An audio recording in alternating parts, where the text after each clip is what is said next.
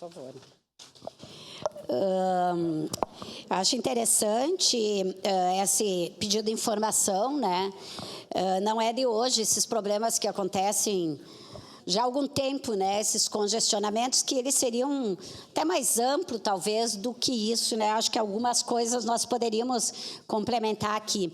Mas eu acho, e nós, inclusive, na última reunião da Comissão de Trânsito e Transporte, nós tivemos a presença do Gustavo Santos, da Visat, onde ele apresentou uma série de questões relativa ao ônibus, ao transporte coletivo, mas a mais importante também para esse debate era a questão de mecanismo para evitar esse congestionamento, né? Muitas vezes, eu lembro que a gente, às vezes, eu já fazia trabalho com os alunos, né? Muitas vezes a gente pensa que os ônibus, que o transporte coletivo impacta o trânsito, né? Atrapalha o trânsito, mas, na verdade, é esse mundaréu de carros que atrapalha o trânsito. Mas o que a gente diz? Tem que ter um planejamento no trânsito para que as pessoas não precisam, numa casa de 3, usarem 3 carros.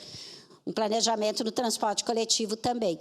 Mas eu estou falando isso, vereador Capitão Ramon, porque o que eu acho que nós precisamos, não é a primeira vez que se discute isso, é não só discutir o transporte coletivo, o trânsito, enfim, mas principalmente a questão da mobilidade urbana, de ter um plano, o próprio plano que nós já elaboramos, que já está elaborado, ele tem que ser efetivado.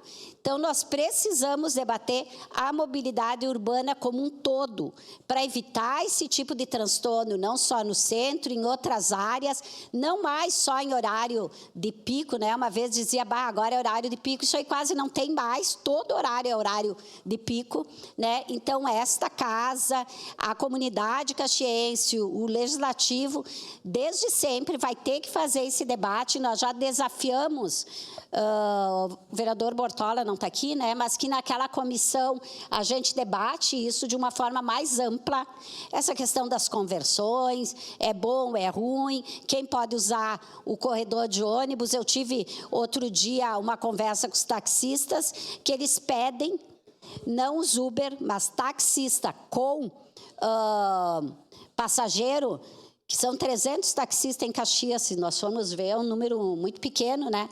Que eles possam, de alguma maneira, usar o corredor de ônibus. Eu não sei, o ano passado, o ano retrasado, acho, a gente votou aqui que não, porque todo mundo queria usar o corredor de ônibus. Aí ia ser pior ainda. Mas talvez os taxistas, e eles deram sua justificativa, por que eles ficam em muita desvantagem com os Ubers quando estão trancados no trânsito, né?